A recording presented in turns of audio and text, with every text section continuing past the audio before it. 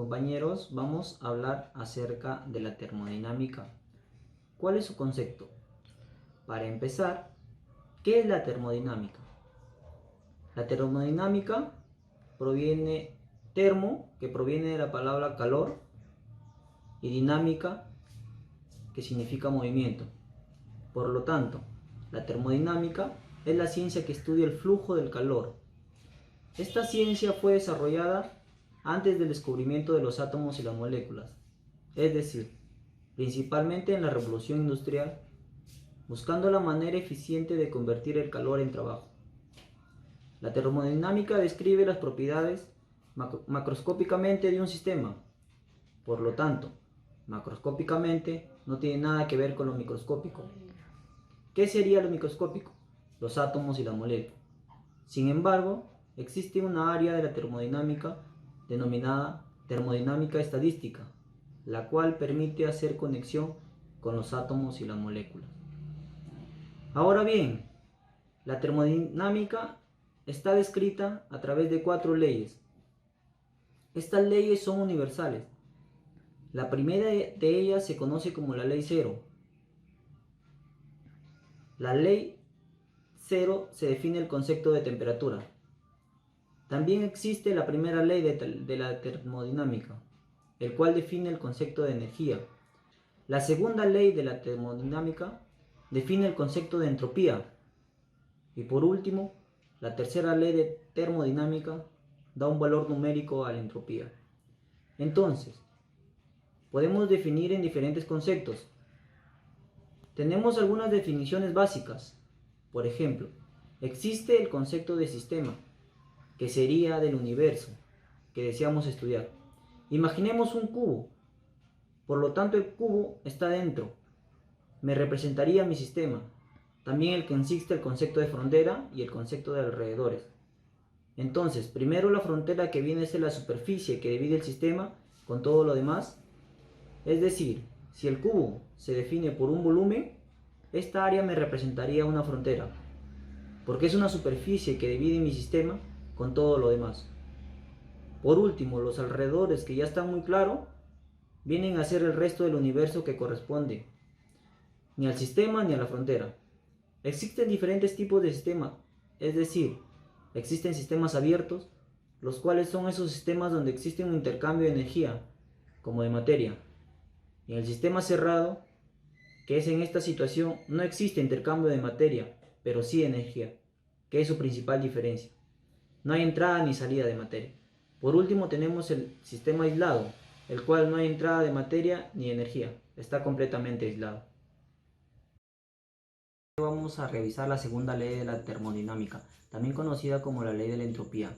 Esta ley también se le conoce como la ley de las máquinas térmicas, en la cual se establece que es imposible construir una máquina térmica que sea capaz de convertir todo el calor que se suministra en energía, por lo que es imposible tener una máquina térmica con una eficiencia del 100%. Generalmente, la eficiencia máxima de una máquina térmica puede alcanzar hasta el 40%, ya que una máquina térmica va a estar formada por una fuente de calor, que es la que va suministrando energía a la máquina térmica.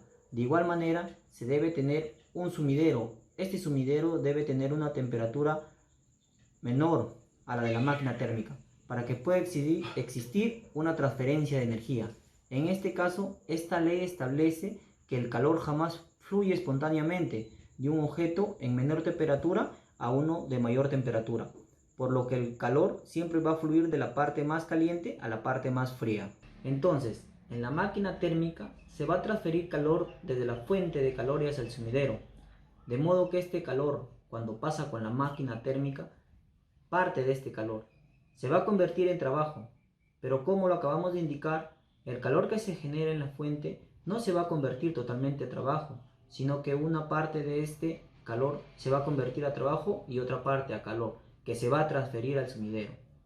Con esto tenemos que Q1 es igual a W más Q2, donde Q1 es el calor generado de la fuente, Q2 es el calor que recibe el sumidero, y W representa a esa pequeña parte de Q1 que convierte en trabajo.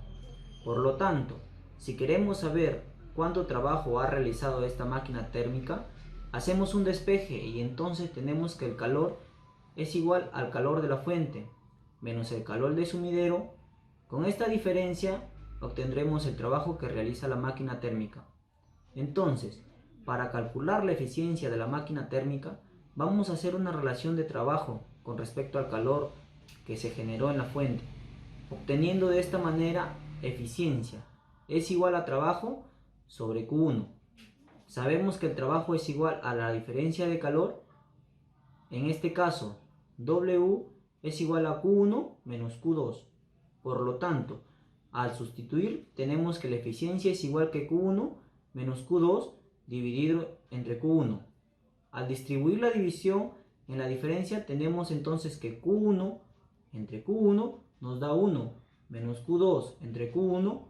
Por lo tanto, otra fórmula para calcular la eficiencia es 1 menos Q2 entre Q1. La primera expresión se presenta para calcular la eficiencia a partir del trabajo y del calor generado de la fuente. Y la última fórmula se utiliza para calcular la eficiencia a partir del trabajo que se genera en la fuente y del calor que se absorbe en el sumidero. Por otro lado, tenemos que la entropía la podemos definir con una medida que determina el desorden molecular de un sistema. Esta se calcula con la expresión delta. Es igual a delta Q sobre temperatura, donde delta S corresponde el aumento de la entropía cuya unidad es en Joule sobre Kelvin. Delta Q corresponde al calor que se suministra al sistema medido en Joule y T corresponde a temperatura absoluta del sistema, medido en Kelvin como lo indicamos. La entropía es una variable termodinámica muy importante, ya que determina el desorden molecular de un sistema que de modo al tener los estados gaseoso tiene mayor entropía que el líquido y el líquido tiene mayor entropía que el sólido, ya que el estado gaseoso las moléculas se mueven a mayor velocidad, por lo que existe mayor desorden con respecto al estado sólido. A continuación vamos a presentar nuestro video experimental, para lo cual necesitamos 3 vasos descartables. A continuación vamos a vaciar nuestra agua fría.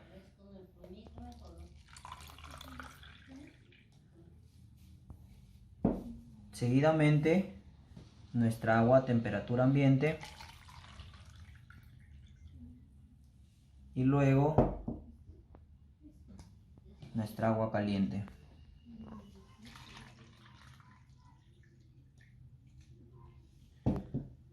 A continuación vamos a verter nuestra pastilla efervescente al agua fría.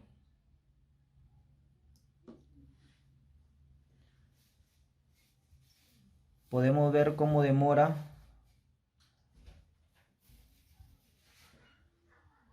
seguidamente al agua ambiente.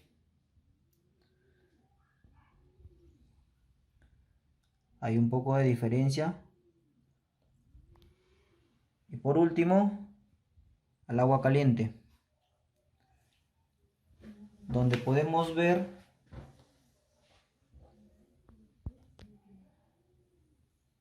que la reacción es más rápida en el agua caliente. ¿Por qué decimos que es más rápida en el agua caliente? Porque tiene un mayor desorden molecular, por lo que tiene mayor entropía, a diferencia del agua en ambiente y del agua fría.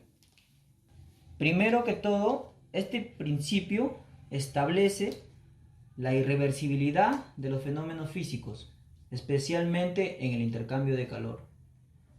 Podremos decir que es un sistema y la entropía siempre va a aumentar hasta obtener el estado de equilibrio. Podemos decir que la irreversibilidad en este caso es la pastilla, porque no vuelve a su estado original. Muchas gracias.